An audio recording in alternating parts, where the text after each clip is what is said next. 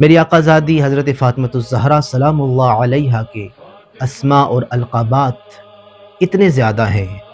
کہ بندہ اگر ان کو شمار کرنا چاہے تو نہیں شمار کر سکتا، اور پھر ہر لقب، ہر اسم کے پیچھے ایک راز ہے، ایک معنی پوشیدہ ہے،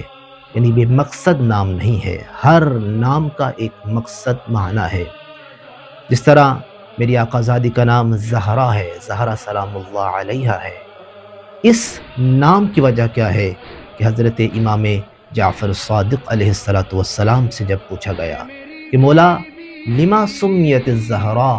کہ میری آقازادی حضرت فاطمہ کو زہرا کیوں کہا جاتا ہے،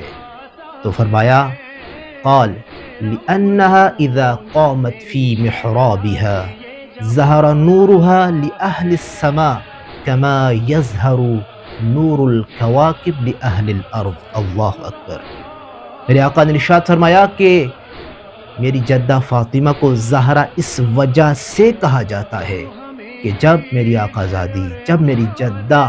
محراب عبادت پہ کھڑی ہوتی تھی اور مصلی عبادت کو بچھا کے عبادت کیا کرتی تھی، تو فرمایا کہ سیدہ کا نور اہل سما کے لیے اس طرح چمکتا تھا اور اس طرح درخشندہ ہوتا تھا اور اہل سما کو اس طرح نور افشانی کرتا تھا کما یظہر نور الکواکب لأہل الارض، کہ جس طرح آسمان کے عرش بری کے درخشندہ ستارے اہل ارض کے لیے نور افشانی کرتے ہیں، اس طرح میری آقازادی کا نور آسمان والوں کو مزین اور منور کرتا ہے۔ تو اسی وجہ سے میری آقازادی کو زہرا کہا گیا، زہرا سلام اللہ علیہا۔ اللہم صلی علی محمد و آل محمد۔